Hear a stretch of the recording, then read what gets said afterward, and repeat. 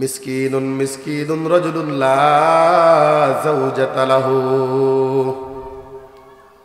নবীজি বলেন ওই পুরুষ মিসকিন যার স্ত্রী নাই।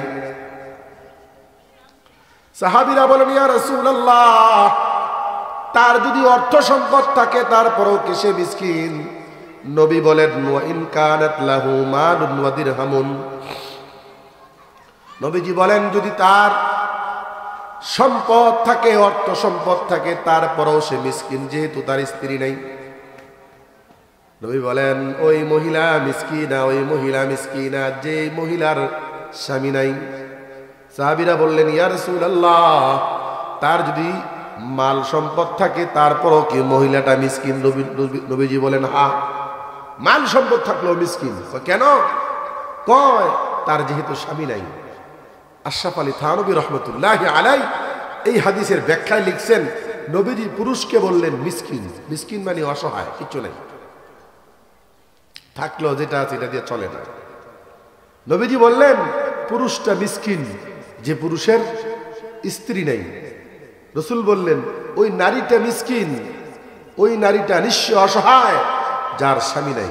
এখন প্রশ্ন, টাকা পয়সা থাকলেও রাসূল মিসকিন বললেন, টাকা পয়সা থাকলেও নারীকে মিসকিনা বললেন, কি কারণ? বলে সম্পদ মানুষের আরামের জন্য, শান্তির জন্য। নাকি সম্পদ হলে ঘর হবে, ঘর থাকলে আরাম হবে, সম্পদ হলে খাবার কিনতে পারবো, আরাম হবে, সম্পদ থাকলে চিকিৎসা হবে, আরাম হবে, সম্পদ থাকলে আমার বস্ত্র হবে, আরাম হবে। সব আরামের পরে স্বামী যখন বিছানায় শুইবে, স্ত্রীর প্রয়োজনীয়তা যেই আরাম, এই আরাম তো তার নাই। সব শান্তির পরে স্ত্রী যখন বিছানায় শুইবে, স্বামীর সাথে থাকার যে আরাম, এই আরাম তো তার নাই। হযরত আশরাফ আলী থানভী রহমতুল্লাহ আলাইহি লিখছেন যে দুনিয়ার সমস্ত সম্পদের মালিক তাকে যদি স্ত্রী ছাড়া থাকতে বলে, সে বলবে আমি রাজি না। তার দলিল, আমরা যদি পিছনে যাই, আমার আব্বার নাম নাকি? আমাদের আব্বার নাম আদম। আল্লাহ তাআলা প্রথম বানাইছেন বাবা আদমকে, আদমরে ঢুকিয়ে দিয়েছেন জান্নাতে। আদম আলাইহিস সালাম জান্নাতে থাকে। আচ্ছা বলেন, জান্নাতে কোনো শান্তির অভাব আছে? জান্নাতের খাবার, জান্নাতের পোশাক, জান্নাতের বিছানা, দুনিয়ার মধ্যে তো আল্লাহ রাসূল বলছেন জান্নাতে একটা চাবুক রাখলে যেই জায়গাটা চাবুকের নিচে থাকবে, নবীজি বলেন একটা চাবুক রাখার জায়গার যেই দাম, সারা দুনিয়ার এই দাম নাই। রাসূল বলেন জান্নাতের মাটি হলো মেশকাম্বর, বিল্ডিং যে হবে একটা ইট স্বর্ণের হবে, একটা ইট রূপার হবে। পৃথিবীতে যত বড় ধনী হোক, তার এমন কোনো রুম আছে যে স্বর্ণ ইট দিয়ে রুম বানাইছে? সর্বোচ্চ অনেকে গোল্ডেন কালার গাড়ি বানায়, গোল্ডেন কালার, স্বর্ণ দিয়া না, কালার দিয়া বানায়। তো আল্লাহর নবী আদমকে আল্লাহ তাআলা জান্নাতের ভিতরে ঢুকিয়ে দিলেন। জান্নাতে কোনো নাজ নিয়ামতের অভাব আছে কি? আদম আলাইহিস সালামের স্ত্রী তখন ছিল না, মাত্র তিনি। আদম আলাইহিস সালাম একা থাকেন, শান্তি লাগে না, অশান্তি লাগে। তো আল্লাহ তাআলা অতঃপর আদম নবীকে একদিন ঘুমাইলেন। আদম নবী ঘুমানোর পরে বাম পাজরের বাকার ছাতনার হাড্ডি আছে না, পাজরের হাড্ডি, উপরের সাইড থেকে একটা হাড় ফেরেশতাদেরকে বললেন খোলো। আদম নবী ঘুমিয়ে আছে, ওই ঘুমন্ত অবস্থায় একটা হাড় আদম নবীর বাম পাজরের হাড় থেকে খুললেন। খুলে এই হাড়ের মাধ্যমে আল্লাহ তাআলা মা হাওয়াকে বানাইলেন। আরে তুমি কি শুরু করছো? তুমি আগে কি করছিলে এগুলো? আরে কোন রকম একটু ঢুকায় দাও খালি মাটির নিচে, এরপরে তুমি তারা লাগাই দাও, আওয়াজ করো না। খেয়াল করেন কথাটা। ছাতনার হাড্ডিগুলো আপনারা তো মোটামুটি এই গরুরটা দেখছেন, ছাগলেরটাও দেখছেন, মানুষের কারো যদি এই যে এক্সরে করে তাও তো দেখছেন। আপনি খেয়াল করে দেখবেন এই বুকের পাজরের হাড়গুলো যত উপরে যাবে তত বাঁকা বেশি হবে, যত নিচে যাবে বাঁকা তুলনামূলক কম হবে। নবীজি হাদিসের মধ্যে বলেছেন হাওয়াকে উপরের হাড় থেকে বানাইছে, তাহলে বাঁকা হাড় দিয়া না সোজা হাড় দিয়া? তো রাসূল বলেছেন নারীদেরকে যেহেতু বাঁকা হাড় দিয়ে বানিয়েছে, তাদের চলা ফেরায়, কথাবার্তায়, আচার ব্যবহারে কিছু দেরামি থাকবই।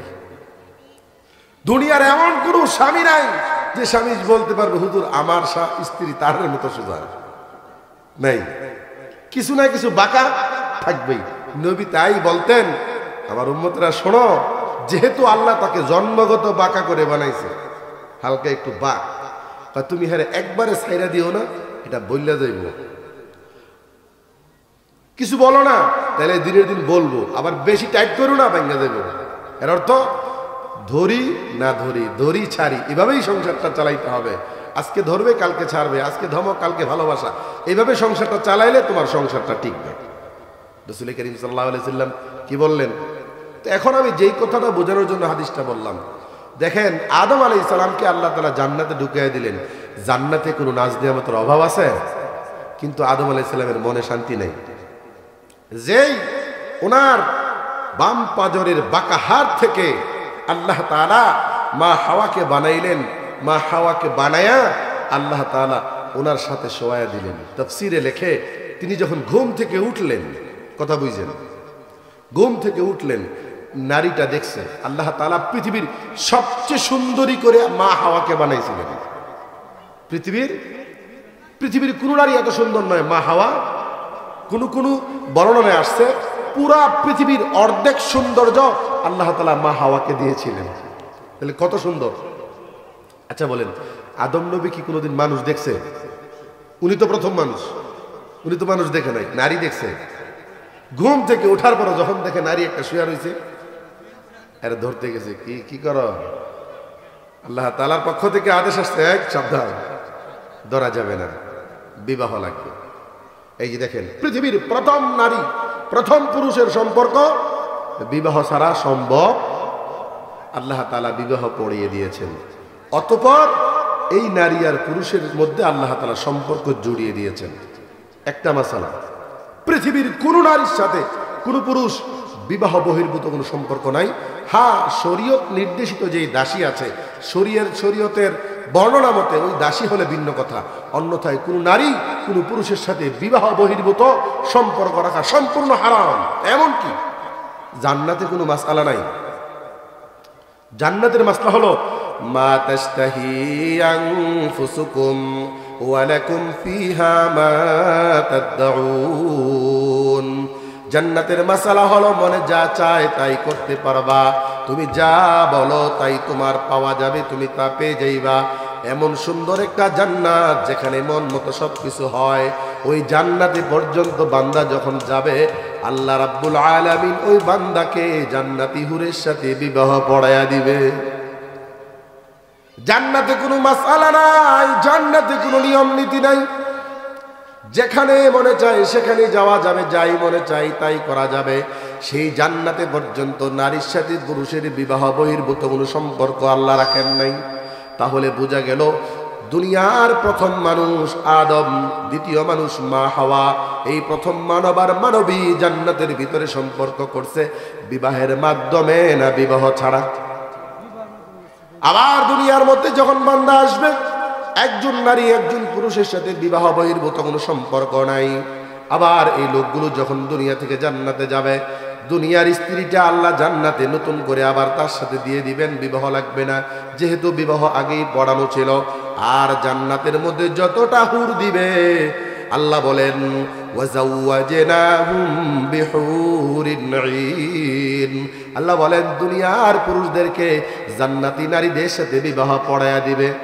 মাসআলা বুঝে থাকলে বলুন, দুনিয়ার সৃষ্টির পরে জান্নাতে যখন আল্লাহ দুনিয়া থেকে মানুষ এখনো পাঠান নাই, জান্নাতে বসাইলেন, ওই জান্নাতের মধ্যে নারী আর পুরুষ বিবাহ বহির্ভূত সম্পর্ক হারাম। দুনিয়াতে আসার পরও বিবাহ বহির্ভূত সম্পর্ক হারাম, আবার জান্নাতে যাওয়ার পরে বিবাহ বহির্ভূত সম্পর্ক হারাম। এখন দুনিয়ার জীবনে কোন নারী যদি কোনো পুরুষের সাথে বিবাহ বহির্ভূত সম্পর্ক হয়, আল্লাহ তাআলা এত গুসা করেন, এত গুসা করেন, যদি তারা বিবাহিত হয়, ওই নারী আর পুরুষকে আল্লাহর আদালত বলে তাকে জবাই করে পাথর মেরে হত্যা করে দাও। দুনিয়ার সমস্ত অপরাধ একদিক, নারী পুরুষের অবৈধ সম্পর্ক আরেক দিক। আল্লাহ তাআলা এত কঠোরতা করেছেন। যে কথাটার জন্য বলতেছিলাম, জান্নাতের মধ্যে কোন জিনিসের অভাব ছিল? বাবা আদমকে দিয়েছে, আদম আলাইহিস সালামের শান্তি লাগে না। দুনিয়াতে কি জান্নাতের নাজ নিয়ামত আছে? নাই। জান্নাতে এত নাজ নিয়ামত, জান্নাতে এত উপভোগের বস্তু, সেখানেও নারী ছাড়া পুরুষের কি নাই, শান্তি নাই। তাহলে দুনিয়াতে কি, যেখানে খাইলে একটু পরে বাথরুমে ধরে, একটু কাম করলে একটু পরে ঘুমে ধরে, একদিন চোখটা মুখটা না ধুইলে দুর্গন্ধ করে, চোখে ময়লা দেখা যায়, একদিন দাঁত ব্রাশ না করলে দুর্গন্ধ করে। দুনিয়া এত ময়লা আবর্জনার জায়গা, এত সমস্যার জায়গা, সেখানে বুঝি মানুষ স্ত্রী ছাড়া শান্তি পাবে? এই জন্য কোরআন এবং হাদিসের ভাষ্য হলো, কোন মানুষ দুনিয়ার মধ্যে শান্তি পাবে না, স্ত্রী শান্তি পাবে না স্বামী ছাড়া, স্বামী শান্তি পাবে না স্ত্রী ছাড়া। এজন্য আল্লাহ তাআলার নবী মুহাম্মদুর রাসূলুল্লাহ বলেছেন, আর দুনিয়া কুল্লুহা মাতা, দুনিয়ার সমস্ত বস্তুগুলো একটা নাজ নিয়ামত। আর এই সমস্ত নাজ নিয়ামতের মধ্যে সর্বোত্তম নিয়ামত হলো একটা নেককার স্ত্রী। আল্লাহ নবী নেককার কেন বললেন? বলে নেককার স্ত্রী যদি হয়, ঘরটা জান্নাতের টুকরা হয়। মা হাওয়া, বাবা আদম জান্নাতে যে সুখ পাইছে, এই সুখ ঘরটার ভিতরে আসে। আর স্ত্রীটা যদি বদকার হয়, এই ঘরটা জাহান্নামের একটা টুকরা হয়। বুঝতেছেন কথাটা? প্রথম দাবি কি? কোন পুরুষের শান্তি নাই স্ত্রী ছাড়া, কোন নারীর শান্তি নাই স্বামী ছাড়া। কিন্তু এই স্বামী আর স্ত্রী যদি একজন অথবা দুইজন, তারা যদি আল্লাহ তাআলার খাঁটি বান্দা না হয়, নেককার না হয়, এই দুইটার মতো অশান্তি দুনিয়াতে নাই।